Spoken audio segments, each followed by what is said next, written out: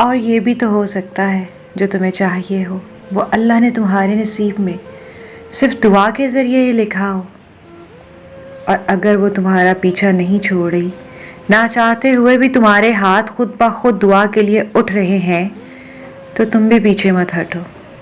ہو سکتا ہے اللہ کو تمہاری یہی دعا تمہارے منہ سے بار بار سننا پسند ہو، تو بس پھر تم بھی بار بار اس کے دروازے پر دستک دو۔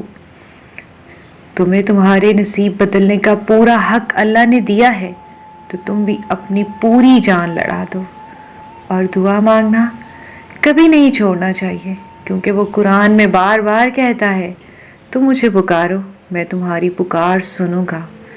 تو جب دینے والا خود کہہ رہا ہے کہ مجھ سے مانگو میں دوں گا، تو مانگنے والا پھر کیوں مایوس ہے؟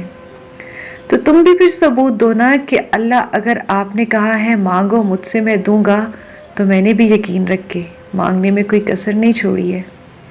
ہاں یہ سچ ہے کہ ہر فیصلے کا آخری اختیار اللہ کے پاس ہے، لیکن یہ بھی یقین رکھو وہ فیصلہ کرتے وقت تمہاری دعائیں، انتظار اور تڑپ کو نظر انداز نہیں کرے گا۔ تم بس مانگو اور مانگتے رہو، کیونکہ دل کے معاملات کے لیے ہی اللہ کن کہتا ہے۔